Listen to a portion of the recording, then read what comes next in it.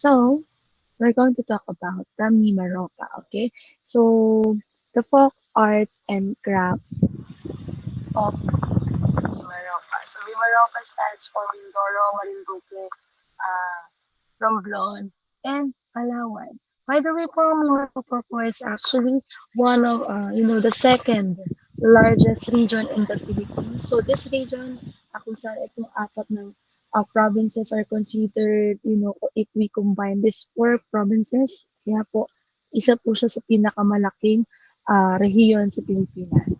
Anyway, so, yung mga kailangan natin malaman or at the end of this session po, these are the things that we have to know. Okay? So, the first one is we appreciate, okay, the Mimaropa folk arts and crafts, okay? So, as well as their tradition, itong mga provinces, okay, in Mimaropa region.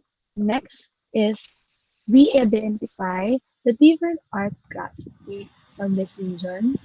And next is we relate the art elements and the art principles of design that is being applied in these art crafts po na maating madidiscover or ma-explore natin in this vision. And last but not the least is we're going, okay, to create a brochure that promotes the creative arts and crafts of Mimaropa guided by this yung mga traditional motifs and designs na makikita natin in this uh, lesson.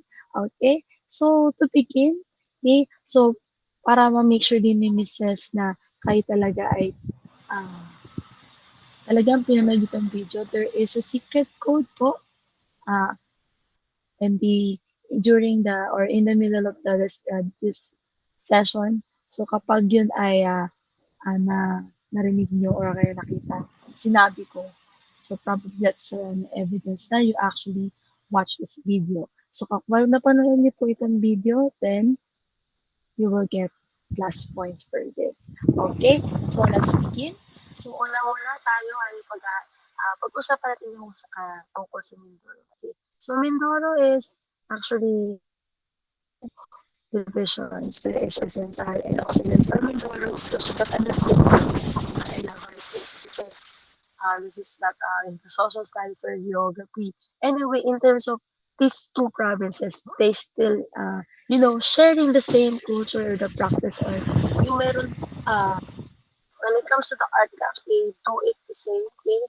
So, when we say about the art crafts in this province po, okay, the Mindoro is actually known for creating intricate designs or mga handicrafts po by the indigenous group, okay, called Iraya Mangyans. Okay, so these Mangyans po is of another, kasi maraming iba't ibang klaseng mga Mangyan po. Okay, so ang mga Mangyan can be seen in different parts of, Visayas provinces.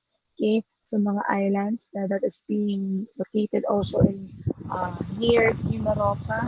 So in terms of the designs, okay, so when we relate the art elements and the art principles here, so this is evidently na talaga nag-apply sila nun. So for example, the lines, okay, lines is being applied when there is a curvilinear designs as well as itong mga lines na ito na nagkakaroon ng isang illusional effect. So there is an optical illusion in this form.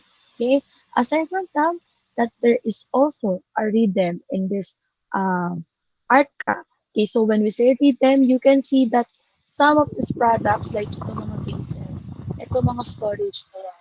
So there is a rhythm that it means that there is a repeated pattern or repeated forms in the surfaces or ito sa mga art forms na ito. Diba? So, cross line, may mga diagonals, ulit ang design. Okay? So, that means there is a sense of rhythm. Next one, in terms of the colors, wala naman sila ibang na ginamit na other colors rather than, kumbaga instead, they just, make it simple. Yung raw materials lang talaga yung nagpaganda dito sa products na ito na gawa po ng mga mangyan. Okay? So, ano pa ba? By the way po, these products that we can actually uh, purchase this sa Kultura, sa SM department store. Ayan. So, magandang pwedeng mga ano yan, gifts for your lola sa inyong titas. Okay? So, next one is the Marinduque. Okay. Marinduque is actually known for um, isa sa mga festival sa Pilipinas, okay, na kung saan we can see or it reflects the Christianism of or the Christianity of the Filipinos, the devotion, diba? Relihiyoso ang mga Pilipino kasi, di ba? So, pero, that is just a form of another art form, pero we're going to focus kung ano ba ang iba pang mga bagay na kailangan natin malaman about Marinduque. Okay? So, same with Mindoro, ang kanilang nga pangkabuhayan is also the creating or making of mats and other forms of handicrafts. But then, for the Marinduque, um, they are focuses in terms of accessories. So, kung kanina may nakita yung mga bilao, mga storage, tawag dito, yung mga duyan, yan. Pero dito naman sa Marinduque ay mga fashionable items. Okay, so one thing na kailangan natin malaman tungkol sa panid, okay, ay ang mga gawa sa buri and graphia. Okay, so these raw materials actually from dried palm leaves of palm tree. Okay, so pansin natin in terms of the art elements, okay? Yung color, kumbaga, it's actually natural kasi nga yung raw material talaga mismo yung ano gamit na walang ibang pinagurahan, yun. And then, ang nagpakaganda lang dito is yung mga naglagay sila ng mga other forms of designs like beads, pearls, flowers. So, halimbawa sa mga ko na ito, okay, para mas maganda pleasing yung isang product. Ayan. And sa mga bags, they also add some, again po, yung mga binanggit ko kanina. Okay. So, again po, this is the Awanga Industry po in Marinduque. And then yung binanggit ko kanina. So, we can also consider visiting Marinduque by this one. So, every Lenten season, kaya naman during the holiday, di ba tayo ay talagang sinaseryoso natin ito kasi syempre ito ay tungkol sa wellnessers. Okay, so this is all about the reenactment or biblical or ito yung parang reenactment na mga nangyari kay Yesu Cristo. Or this symbolizes or it reflects the Filipinos' religious belief. Okay?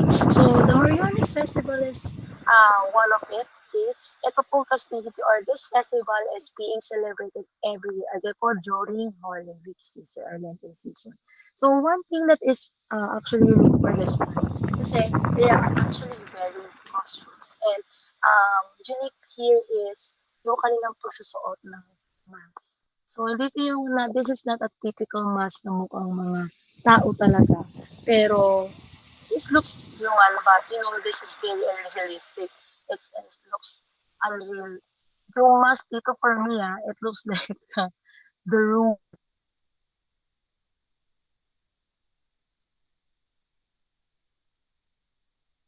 in the Japanese movie as the Katsu. So, mga distinctive forms or distinctive costumes po na ginagamit for this movie or festival. Okay, so I hope that you also consider the Marinduque for your next travel. Ayan. Okay, so next naman is Romblon. So remember that these four regions or four provinces are, kumbaga naghiwala lang sila dahil sa karagatan kasi nga ito ay mga scattered islands in the Visayas region.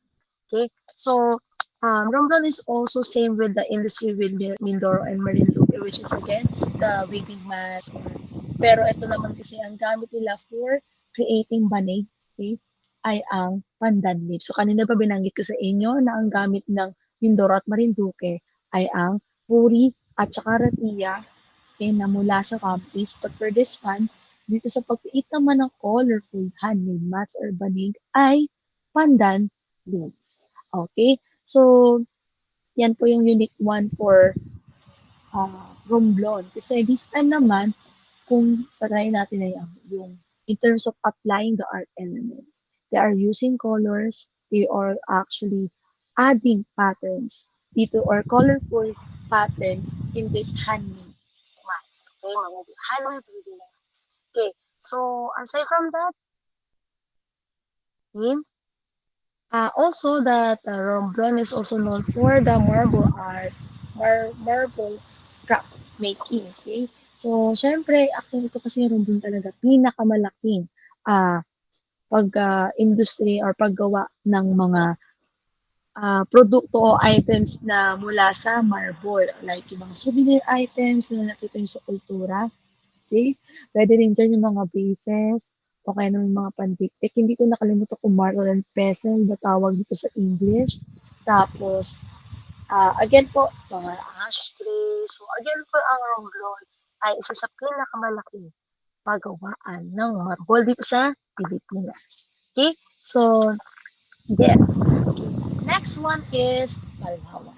Ay, hindi ko pa rin tinatanong kasi bakit kung napunta niyo po ba itong mga provinces in this region kasi probably hindi na kayo makapag-respond. So, ang ating para malaman ninyo sa pinanood talaga ito, ang ating secret code po ay hashtag.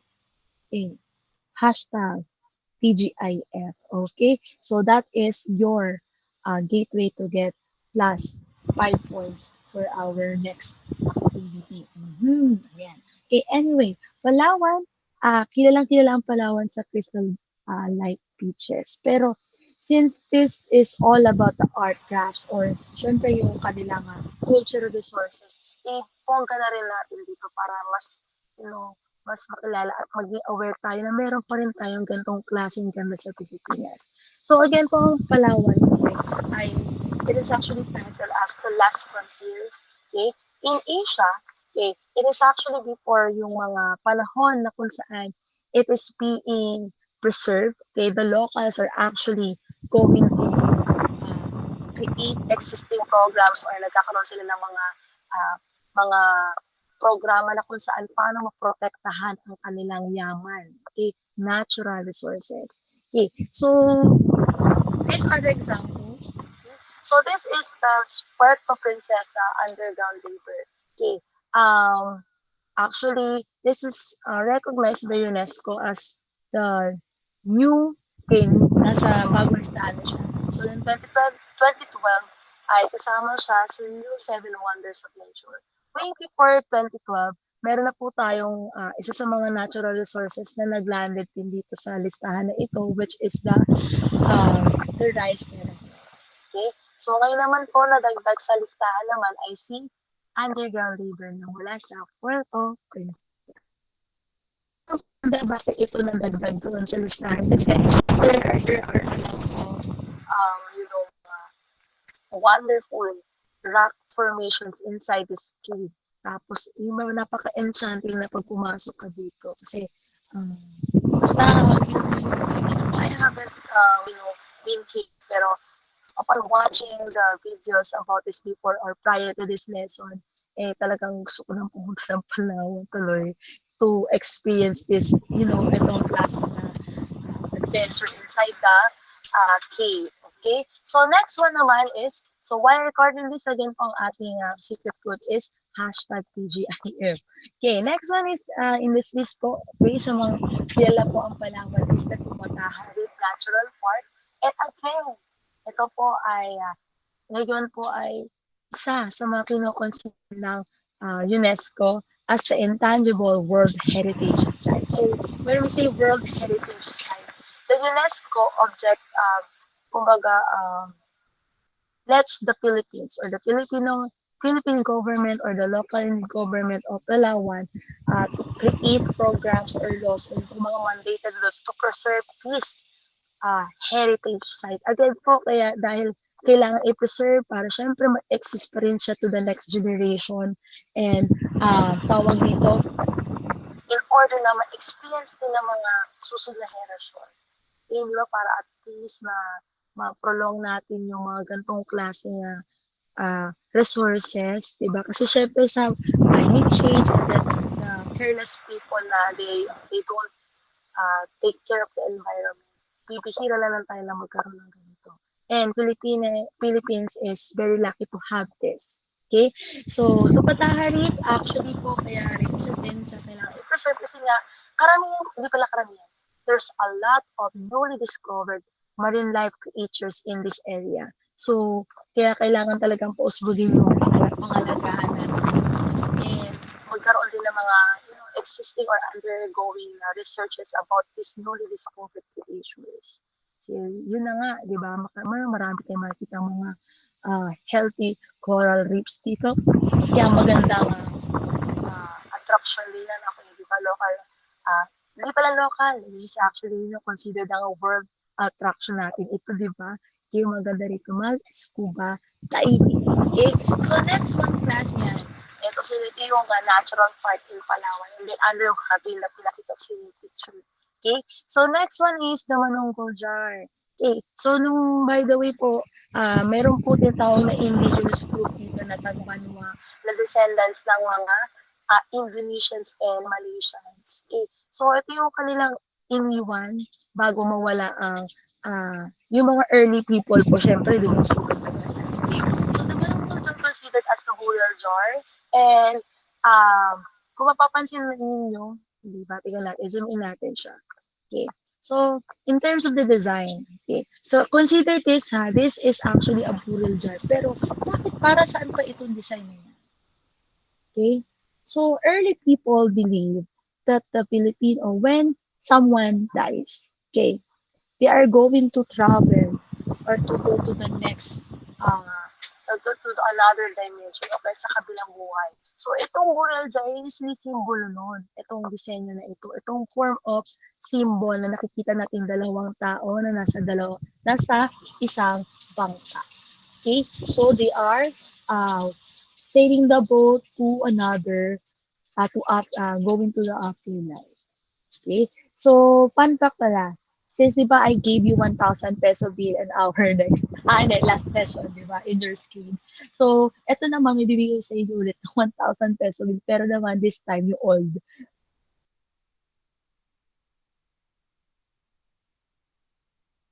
1,000 peso bill. Kasi, bago pa magkaroon, kung titigil yung 1,000 peso bill sa mga wallets kung meron, eto yung dati.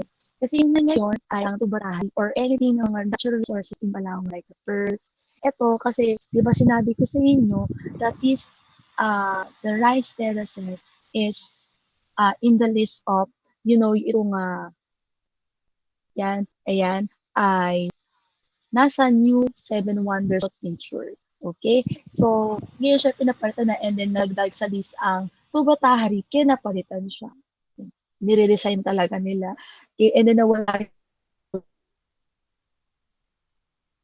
ito, di ba binanggit ko sa inyo na meron nga early people in Palawan na tinatawag na Tagbanos. These are actually the isolated indigenous people po and again po this is believed to be the descendants of Tabon man or itong mga Tagbanos tinatawag na mga Java man or again po when we say descendants of Tabon man meron po silang descendants ng o kumbaga characteristics ng mga unang tao sa Malaysia and Indonesia. They are not purely Filipino descendants.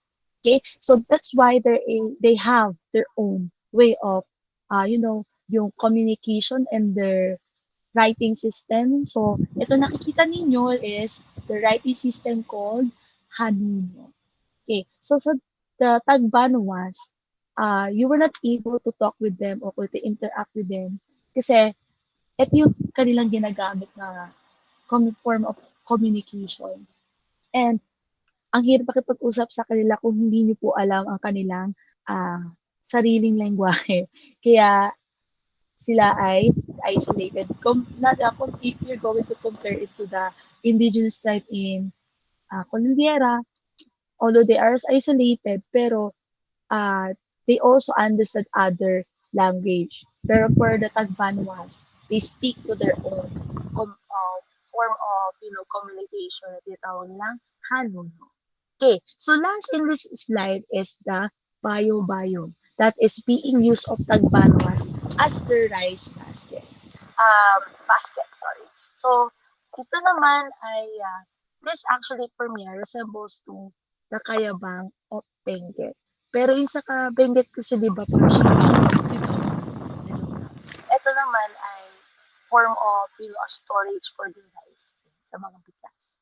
So, that's all for our lesson today. So, kung may questions kayo, just, message me. And then, after this lesson, I'm going to talk about the performance tasks. Okay?